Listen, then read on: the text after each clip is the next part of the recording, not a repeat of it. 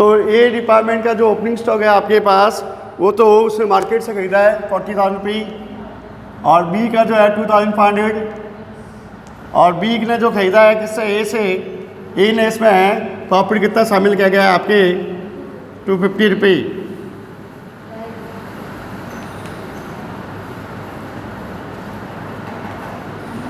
Profit included in opening stock.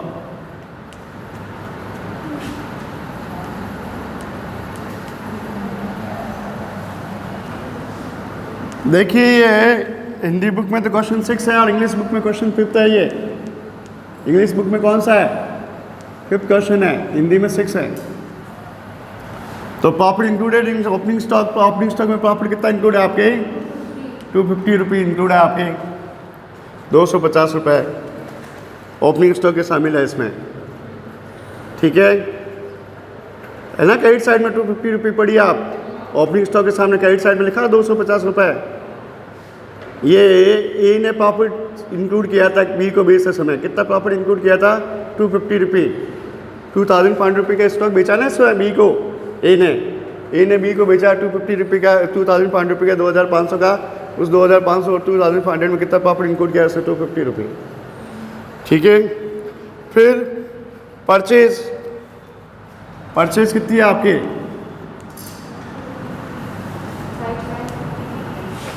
5,50,000 रुपये और 5,000 रुपये। फिर सेल्स 650 और 75,000 रुपये।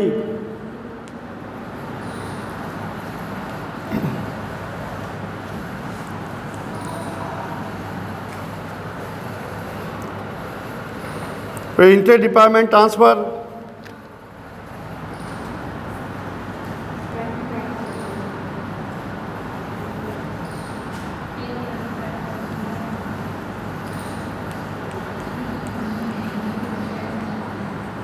बी ने खरीदा ए से, कितना खरीदा है बी ने माल ए से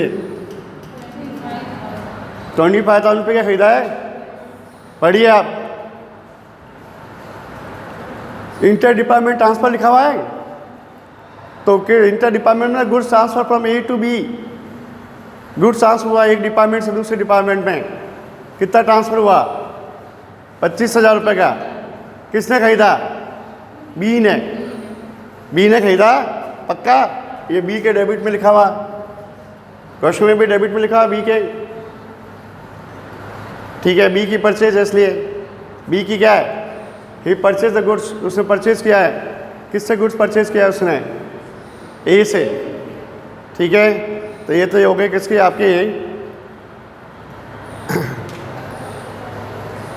बी की परचेज हो गई। अब आता है ए की सेल्स, यही 25,000 रुपये ए की सेल्स है, ये 25,000 रुपये क्या है वापस ए की सेल्स है। तो वो लिखा हुआ है कि ये, इसका आगे क्या लिखा हुआ है, पढ़िए आगे, inter department transfer including the sales of, लिखा है इंक्लूडिंग सेल्स।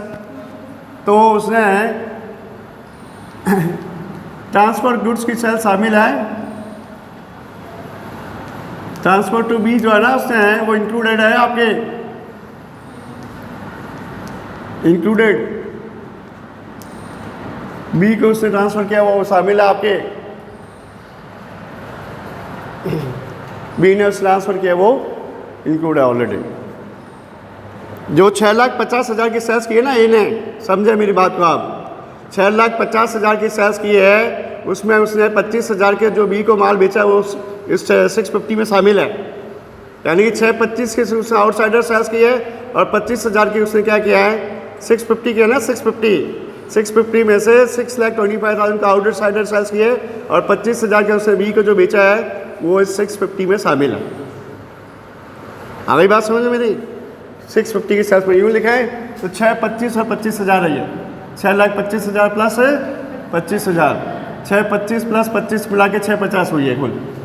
625 से तो आउटसाइडर कस्टमर को बेचा है उसने, आउटसाइडर कस्टमर को बेचा 625 का और 25,000 को बी का बेचा है, और सब 625 प्लस 25, ये 6,25,000 प्लस 25,000, ये मिला के टोटल 650 होती है आपकी इसकी ए की सेल्स।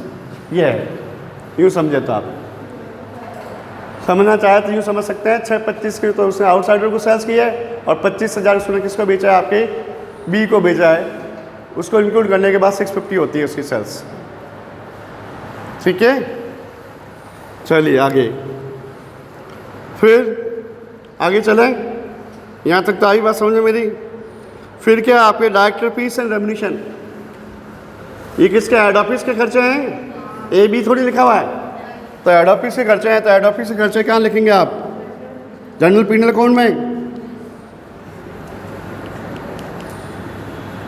डायरेक्टर फीस एंड रेम्युनेशन, ये हेड ऑफिस के एक्सपेंसेस है 15,000।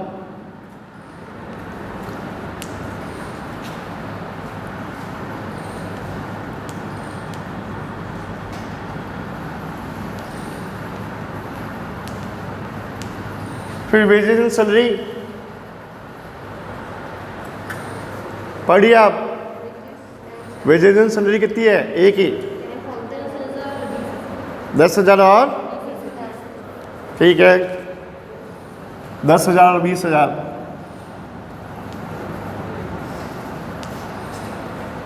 चलिए ये भी हो गया।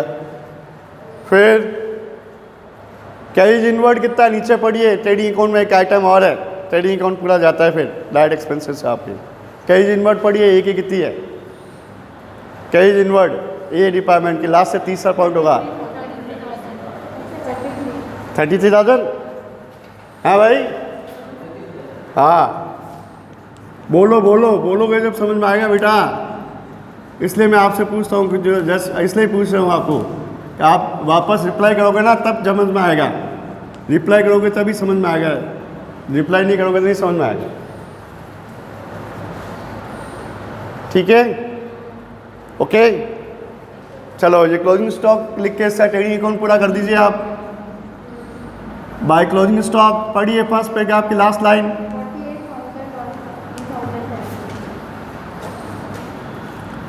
48,000 है ना फर्स्ट स्टार्ट में, देखिए आप वापस क्वेश्चन के स्टार्ट में, स्टार्ट ऊपर ऊपर ऊपर की last line, the closing stock of the A department was ₹48,000 and department B was 3,750।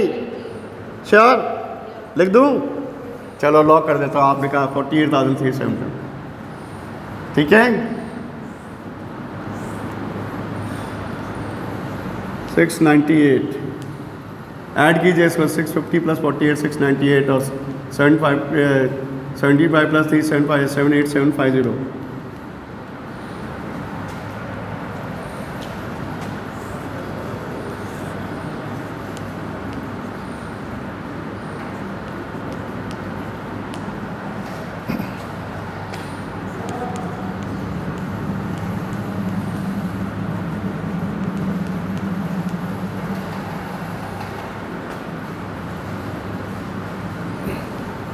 $26,250।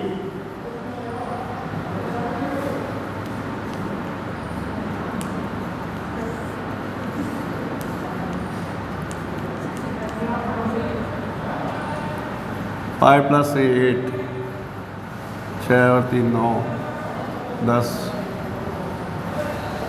15 19।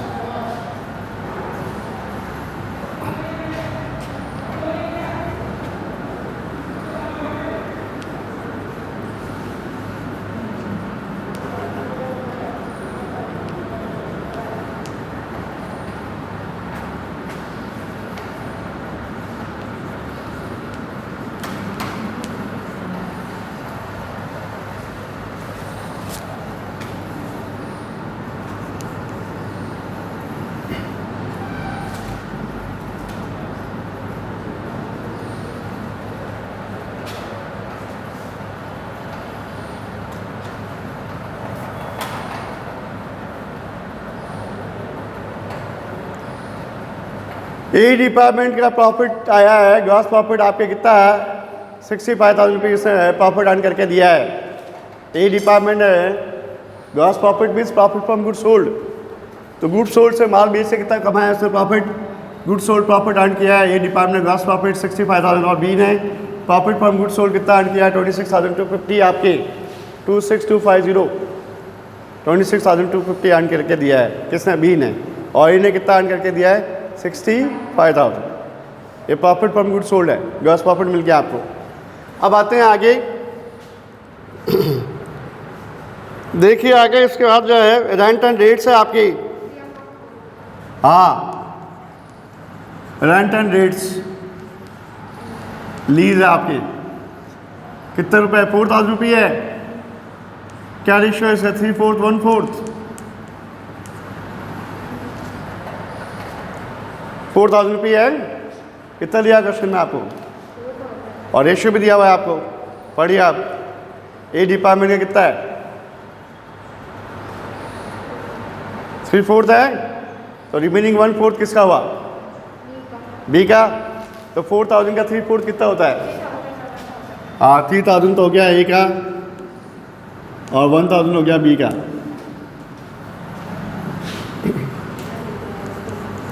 फिर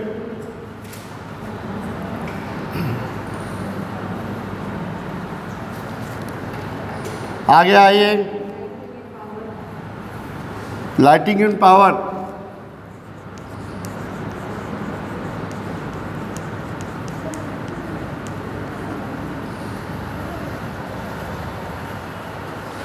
लाइटिंग एंड पावर 3/4 किसका है, बी का। 1/4 किसका हुआ, फिर ए का हुआ 1/4 ही, तो ए 1/4 3/4 में बांटिए इसको। बी का तो 750 हो गया 3/4, और 150 250 हो गया आपके ए का रिमेनिंग। फिर डेप्रिसिएशन,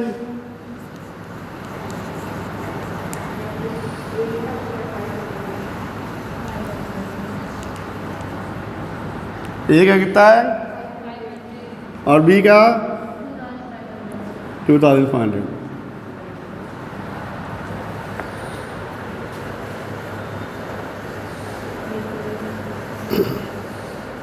फिर ऑफिस सैलरी किसकी है, ए की है, बी की है, हेड ऑफिस की है, हेड ऑफिस की है। तो हेड ऑफिस की है, तो हेड ऑफिस से खर्चे कहाँ लिखेंगे आप, हेड ऑफिस के नीचे पीनल अकाउंट में, जनरल पीनल अकाउंट में लिखेंगे हेड ऑफिस के एक्सपेंसेस। हेड ऑफिस के एक्सपेंसेस हैं, हेड ऑफिस एक्सपेंसेस कहाँ लिखेंगे हमेशा, पीनल अकाउंट में 8,000। फिर फर्नीचर फिटिंग तो एसेट्स है, छोड़िए। ऑफिस एक्सपेंसेस, ऑफिस एक्सपेंसेस भी तो है हेड ऑफिस के, हेड ऑफिस के जनरल एक्सपेंसेस हो गए ये, जनरल पीनल अकाउंट में लिखिए आप, कितना है ये 1750।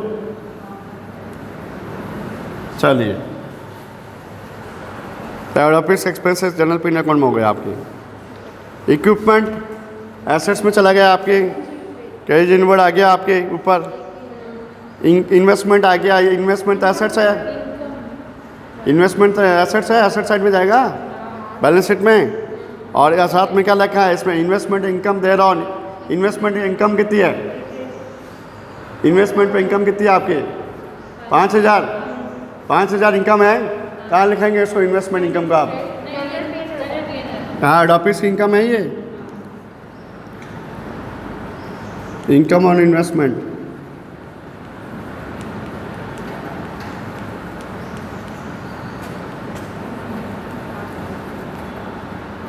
$5,000, ठीक है। चलिए नेट प्रॉफिट फाइंड कर लीजिए आप।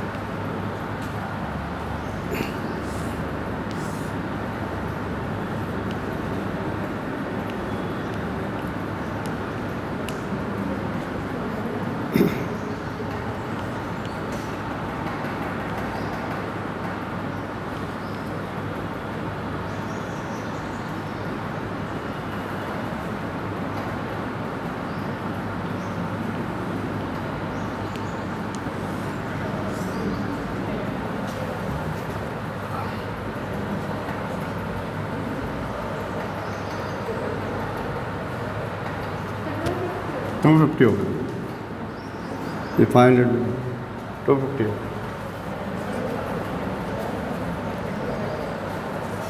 61,250 था नेट प्रॉफिट किसका, ए का, और बी का 22,000 रुपये है। बी का कितना है नेट प्रॉफिट, 22,000, 22,000 रुपये, 22,000 रुपये तो बी का है, ए का 61,250 है आपके। ये नेट प्रॉफिट ट्रांसफ़र करना है आपको, transfer to general P and L account है ये। जब हेड ऑफिस का जनरल पीनल अकाउंट बना रहे हैं तो ये दोनों नेट प्रॉफिट कहाँ ट्रांसफर हो जाएंगे आपके, हेड ऑफिस के पीनल अकाउंट में चले जाएंगे।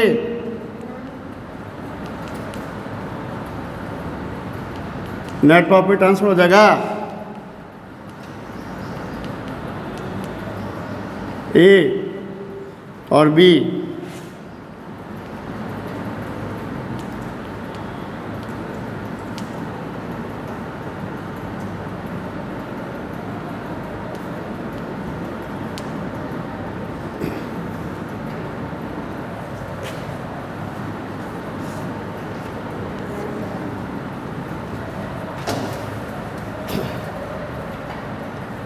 यह ना नेट प्रॉफिट आपके कितना है, ए का 61,250 और बी का 22,000। ये कहाँ ट्रांसफ़र हो गया आपके हेड ऑफिस के P and L account, general P and L account में ट्रांसफ़र हो गया ये।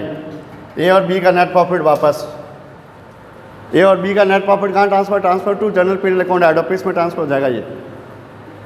बाय नेट प्रॉफिट ट्रांसफ़र लिखे, ये ना लिखा अपन ने net profit transfer to general P and L account, यहाँ लिखा ना अपन ने, कहाँ लिखा है ट्रांसफ़र टू, ये देखिए क्या लिखा आपने, जनरल पीनल अकाउंट। ये net profit general P and L account में ट्रांसफर होगा तो ये जनरल पीनल अकाउंट में ट्रांसफर कर दीजिए, यहाँ लिखिए वापस, यहाँ लिखा आपने transfer general P and L account, general P and L account में लाइए वापस, ठीक है, सही है।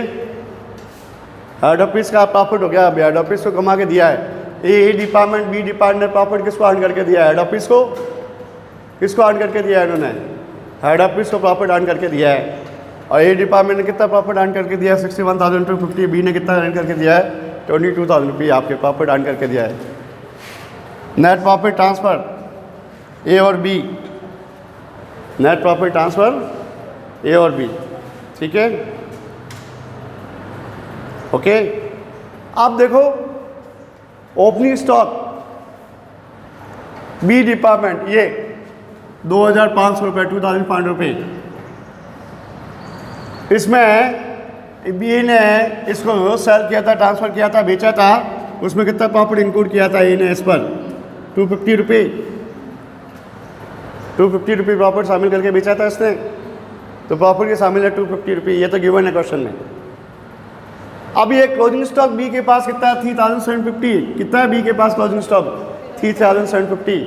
ये कौन सा है जो उसने ए से खरीदा है, ए से खरीदा था इसने गुड्स, कितना खरीदा है, ए से ट्रांसफर फ्रॉम ए 25,000, इस साल नया माल खरीदा है, गुड्स परचेज फ्रॉम ए।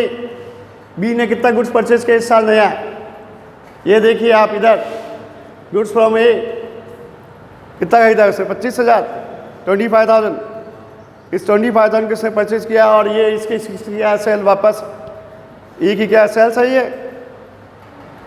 ए की क्या है सेल्स है, सेल्स में शामिल है, ए की सेल्स में शामिल है, बी की परचेज है, ये बी ने खरीदा है ये आपके 25,000, ए की सेल्स में शामिल है 25,000 650 में, तो इसने उसमें से ये कितना स्टॉक पड़ा 3,750, इसमें ए का प्रॉफिट कितना शामिल है वो पता लगाओ आप,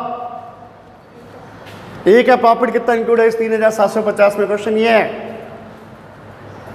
बाकी तो ये सिंपल क्वेश्चन है, आपकी ट्रेडिंग पीरियड को बनाना, ठीक है। ये तो यार सर ये क्या यार, ये तो आप ही मुझे कहोगे सर क्या पढ़ा दो यार, आप तो 11th स्टूडेंट को पहुँचा दिया हमने, ये तो आप 11वीं क्लास में हमने पढ़ा है सर, क्या आपने 11वीं क्लास में पहुँचा दिया हमें, ये सिंपल ट्रेडिंग पीरियड कौन था हमने 11वीं क्लास में पढ़ा था, इसमें ऐसे क्या आपने जो पढ़ा रहे हो नई चीज़ फर्स्ट टाइम आकर आप, तो फर्स्ट टाइम आके नई चीज़ ये पढ़ा रहा हूँ मैं कि ए बी ने जो है डिपार्टमेंट ने स्टॉक खरीदा है ए से, और ए का इसमें प्रॉफिट शामिल है, वो प्रॉफिट जो ए का शामिल है वो हमने नॉट अर्न है, नॉट रिलाइज है, ए डिपार्टमेंट ने बेचा बी को, बी भी तो आपके पार्ट है, बी डिपार्टमेंट आपके बिजनेस का पार्ट नहीं है क्या, मालिक तो दोनों का आप ही हो, दोनों ए डिपार्टमेंट बी डिपार्टमेंट के मालिक तो आप ही हो, अपने आप से खरीदोगे क्या? यही कर रहे हो तुम तो। नीचे एक देखो, एक A department B department ground floor पे है, नीचे क्या अंडरग्राउंड होता है, वहाँ पर स्टॉक पड़ा रहता है। तो वहाँ पर ए का स्टॉक भी पड़ा है, वहाँ पर बी का भी पड़ा है, और बी का जो स्टॉक पड़ा है वो आपके ए से आया हुआ है, और ए ने इसमें प्रॉफिट शामिल कर रखा है। ए ने क्या शामिल कर रखा है? प्रॉफिट। तो दोनों डिपार्टमेंट तो तुम्हारी है, तुम्हारे मालिक, तुम मालिक को ऑनर हो। तुम सोचो कि तुमने अपने आप से कमा लिया क्या? ए ने बेचा बी को, बी ने प्रॉफिट खरीद लिया उससे, ए का प्रॉफिट इसमें शामिल है, तो खुद ने कमा लिया क्या अपने आप को? स्टॉक तो घर भी पड़ा है, बी के पास पड़ा है, तो आपके पास ही पड़ा है। तो बी के पास debt means you have stock. इसलिए इसने लिखा है कि नेट प्रॉफिट फाइंड करते समय, ये देखो इसमें क्या लिखा हुआ है आपके ये तीसरी लाइन, कैलकुलेट द प्रॉफिट और loss according to accounting principle. Accounting principle को ध्यान रखें। और अकाउंटिंग प्रिंसिपल क्या कहता है कि आप अपने माल खुद अपने आप को नहीं बेच सकते। आप अपने आप को बेचोगे क्या? क्लोजिंग स्टॉक किस पर लिखता है? कॉस्ट प्राइस पर लिखते हैं, इसलिए तो लिखते हैं कॉस्ट प्राइस पर कि वो अपने आप को नहीं बेचा, हमने हमारे घर पर ही पड़ा है। तो क्लोजिंग स्टॉक तो कॉस्ट प्राइस पर लिखा जाता है बैलेंस शीट में। क्लोजिंग स्टॉक किस पर लिखा जाता है बैलेंस शीट में? कॉस्ट प्राइस पर। तो अब बी में जो स्टॉक खरीदा है उसने ए से, वो ए का प्रॉफिट कितना शामिल है ये पता लगाओ। आप इधर देखो, आप समझा मेरी बात को। आप ए ने प्रॉफिट शामिल कर रखा है इस 3750 में, उसकी इंक्वायरी करनी है आपको। तो ये वर्किंग नोट में है, अपन इसकी इंक्वायरी करते हैं।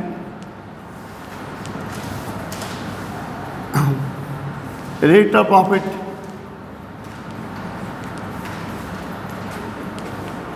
Gross profit of A department,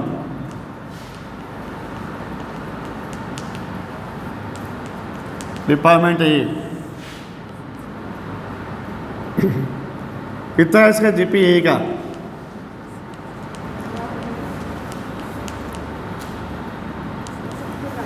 65,000। Sales कितनी है इसकी? 650 इंटू 100, 10%।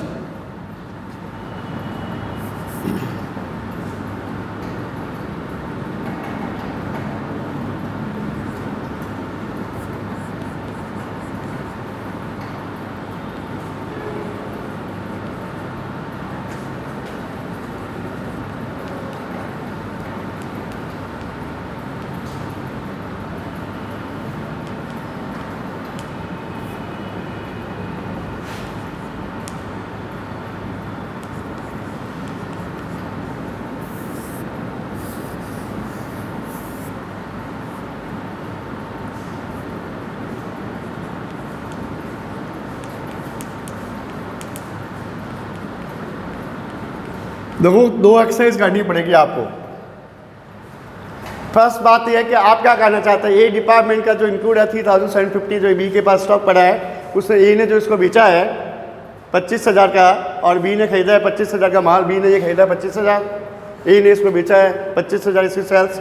तो इस 25,000 में से 3750 का स्टॉक पड़ा है, उसमें ए का कितना प्रॉफिट इंक्लूड है? क्वेश्चन यही है आपके। क्वेश्चन क्या है आपके पास के? प्रॉफिट इंक्लूडेड बाई ए ने कितना प्रॉफिट इंक्लूड किया वो आपको फाइंड करना है। यही है क्वेश्चन आपके। तो ए की प्रॉफिट फाइंड करना, ए की जीपी रेट निकालिए। जीपी रेट किसने प्रॉफिट कमाया? ए ने। बेचने वाला सेलर कौन है? ए ने प्रॉफिट इंक्लूड किया है। प्रॉफिट किसने अर्न किया है? कितना कमाया है? किसने शामिल किया है? प्रॉफिट अर्न इंक्लूड किया ए ने ना। ए का प्रॉफिट चाहिए आपको, तो ए की प्रॉफिट रेट निकालिए। इधर देखिए आप, ए की ग्रॉस प्रॉफिट कितना है? 65,000। ये देखिए आप कितना है ग्रॉस प्रॉफिट ए का? 65,000। ए की सेल्स 650। 650 की सेल्स पर 65,000 प्रॉफिट कमाया ए ने, ग्रॉस प्रॉफिट। सेलर, बेचने वाला की प्रॉफिट रेट निकालिए आप। बहुत सिंपल तरीका है। बेचने वाले का प्रॉफिट चाहिए आपको, सेलर का प्रॉफिट चाहिए। सेलर कौन है? ए की प्रॉफिट रेट निकालिए, simple. 65,000 gross profit, okay. Sales कितनी है इसकी? 650। 650 की सेल्स पर 65,000 अर्न किया है इसने। 650 की सेल्स पे कितना अर्न किया है उसने? प्रॉफिट अर्न किया आपके 650 की सेल्स पर जो है 65,000। ये देखिए आप, ये 650 की सेल्स है, 65,000 प्रॉफिट आपके कितना परसेंट कमा रहा है वो? 10%। 65,000 पे 65,000, तो ये 650 पे 65,000 10% प्रॉफिट हो गया आपको। ठीक है, तो 650 65,000 इंटू 10% हो गया आपके प्रॉफिट। फिर ये रेट ऑफ प्रॉफिट आ गया 10%। रेट ऑफ प्रॉफिट मिल गया आपको 10%। 10% प्रॉफिट शामिल किया है, ये क्वेश्चन आ गया आंसर आपके क्वेश्चन ये था ना कि इस 3,750 में ए ने कितना प्रॉफिट इंक्लूड कर रखा है, ये क्वेश्चन था आपके पास। तो ए का कितने रेट है प्रॉफिट आपके? 10%। कितने रेट है प्रॉफिट आपकी? 10%। यानी कि इस 3,750 में कितना प्रॉफिट इससे इंक्लूड किया हुआ है? 10%। रेट ऑफ प्रॉफिट इसलिए तो निकाली है, रेट ऑफ प्रॉफिट निकाली इसलिए तो है कि कितना प्रॉफिट कमा रहा है वो 10% कमा रहा है। कितना प्रॉफिट अर्न कर रहा है, कितना इंक्लूड कर रहा है? 10%। तो कितना प्रॉफिट इंक्लूड करता है, कितना अर्न कर रहा है? 10%। तो 3750 का 10% कितना हो गया आपके? 375। आपको जवाब मिल गया। क्या जवाब मिला? कि ए डिपार्टमेंट बी डिपार्टमेंट को बेचते समय कितना प्रॉफिट शामिल कर रहा है, उसके प्रॉफिट के हिसाब से 65,000 कमा रहा है, 650 पर 10% कमा रहा है। कितना कमा रहा है वो? 10%। कितना कमा रहा है वो? 10%। तो 3750 का 10% कितना हो गया आपके? 375।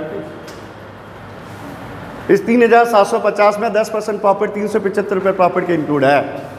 फाइनल कैलकुलेशन ही है। 3,750 में कितना परसेंट प्रॉफिट इंक्लूड है? 10%। तो 3,750 का 10% कितना हो गया आपके? 375। मैंने इसलिए लिखा है unrealise profit. Unrealise means not earn. Not earn क्यों कह रहा है? Not earn. Unrealise means not earn, नहीं कमाया। अनरियलाइज मीन्स नॉट अर्न, नहीं कमाया। क्यों नहीं कमाया? क्योंकि क्लोजिंग स्टॉक में पड़ा है, और क्लोजिंग स्टॉक घर में ही पड़ा है, शोरूम गोडाउन में पड़ा है क्लोजिंग स्टॉक, इसलिए नहीं कमाया आपने। Unrealise means not earn. Unrealise means not earn, नहीं कमाया गया प्रॉफिट। किस में इंक्लूड है? आपके क्लोजिंग स्टॉक में। 3,750 का है ना क्लोजिंग स्टॉक बी का, उसमें 10% प्रॉफिट कितना हुआ आपके? 375। आप कहाँ लिखूँ इसको? ये डेबिट में लिखूँ या क्रेडिट में लिखूँ? ये बताओ। अनरियलाइज नॉट अर्न प्रॉफिट है, बताओ क्या करना चाहिए? नहीं कमाया मैंने। क्रेडिट में क्या लिखता है आप? जो कमा लिया वो अर्न करते हैं। समझ लो मेरी बात? जो कमाते हैं उसको कहाँ लिखता है? जैसे ही कमा लिया, ये 250 ओपनिंग स्टॉक का प्रॉफिट क्रेडिट में क्यों लिखा है? वो ओपनिंग स्टॉक तो बिक गया। बी ने ओपनिंग स्टॉक सबसे पहले बेचा होगा। सबसे पहले कौन सा स्टॉक बेचते हैं? जो आपके साल के शुरुआत में बिगनिंग ऑफ द ईयर जो ओपनिंग स्टॉक है वो बेचते हो आप। तो ये 2,500 तो बेच दिया उसने, इसलिए उसका कमा लिया, क्रेडिट कर दिया। और 3,750 क्लोजिंग स्टॉक नहीं बिका, नहीं बिका तो नहीं कमाया। तो नहीं कमाया, उसको कम करने के लिए क्या करेंगे? वापस डेबिट, उसको डेबिट करेंगे वापस। अनरियलाइज प्रॉफिट है ना क्लोजिंग स्टॉक पर, वो नहीं कमाया।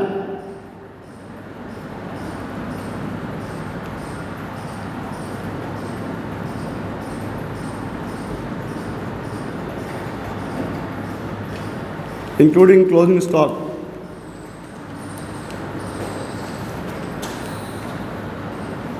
ये है ना, ये का प्रॉफिट 61,250, इसमें गलती हो रही है। ये किसमें गलती हो रही है? ये 61,250 में,